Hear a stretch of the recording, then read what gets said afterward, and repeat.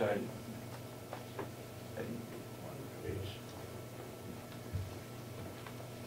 and then the argument for the security staff,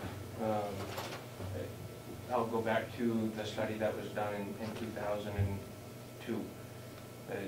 The study by Equus, I believe, was the company that did the study for the facility. Said we need 36 officers to run that jail effectively. Not overabundance of staff and not bare bones, but that was an effective level of staff for that facility. And right now we have 27. We had that NIC audit last year where they would not quote a number of staff that was needed.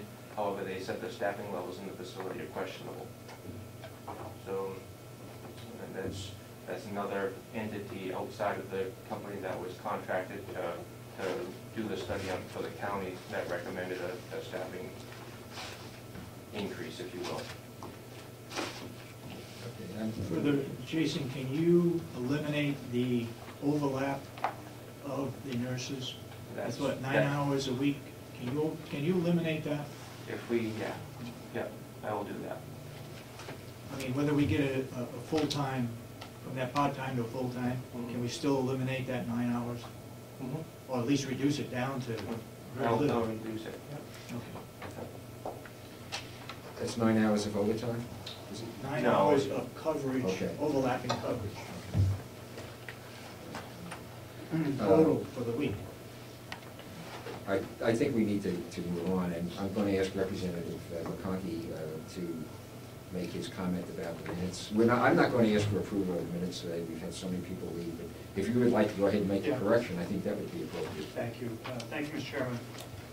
On the discussion of the nursing home, I believe one of the last items Representative Madam Chairman Patton brought up was that she wanted the commissioners to, I believe it was the commissioners to come up with validity of the statement that I repeat many times and many other members have heard said that the facility cost, when it was built, the new building, would cost no more, if not anything less than the heat and cool than the past. I don't see that remark on this in the minutes. If I could answer that question, I did follow up with the designer, and she said that the heating should not be any tremendous amount increase from the old nursing home, but in the case of the electric, there would be because there are more lights in our new facility than in the old facility. She didn't give me an estimate what that cost would be. Mr. Chairman, if I could, I respectfully request that her statement be put in writing and brought to us. Okay. Okay. Is there anything else then? If not, I'll entertain a motion for adjournment. Everybody. So moved. Oh, excuse me. Just, yes, we do have some public input. All right. Yes, go ahead, please. Okay. With all due respect to Representative Umber, I appreciate what she did at the Sheriff's Department. I actually added the numbers up. She didn't have the time. But it appeared to be around $50,000 worth of savings on that budget, which, and I agree with Representative Chandler that there's probably $20,000 worth of additional detail expense that needs to come off, which brings us to $70,000. And given that, that would seem a substantial savings, but one thing I want to remind you people of, the delegates, which seem to have sort of floated through here pretty easily, is we're creating an $80,000 salary position in the form of the captain of the Sheriff's Department. That will make him the second, my calculation, the second highest paid individual in the county. Far more money than we're paying people with law degrees, far more money than we're paying people with professional medical degrees and experience, more money than we're paying the director of our jail, which is our highest or one of our two highest exposures for liability. This, and I mentioned it to the sheriff when I was on the Board of Commissioners, this is a failure of management. There's no captain of any sheriff's department anywhere in America who is worth that much money more than the sheriff's getting paid, or that much more than his job is described to be paid.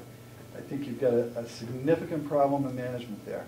The other issue that seemed to sort of float through, you people sit in Concord as representatives and are aware that the court system has declared that there is going to be an additional cut in court time. And yet I look at the bailiff's line and I see increase after increase after increase. There's no accommodation for any cut in the court days with the bailiffs. And lastly, I was told, and Commissioner Sorensen was told, and Commissioner Solomon was told, that the overtime would be paid by the AOC, Administrative Office of the Court. And today I heard our sheriff say, and some counties have to pay the overtime for these bailiffs. Well, which is it? Are we paying the overtime? And it begs the question of whether or not there should be any overtime at all. I'm fully aware of when the courts are open. I'm sure you guys are. I can't see an area where there would ever be overtime. But even if there was an occasion where overtime might happen, once again, we see a failure of management. There's no management of our bailiff staff to accommodate for staffing needs that might require more hours. There's no reason for anybody to be over there more than the average working day. And I don't believe, and I've never had any sort of affirmation that AOC is actually paying any additional money for overtime. And I did say that was last. The last thing would be to Representative Umber, who didn't feel as though she needed to hear public comment.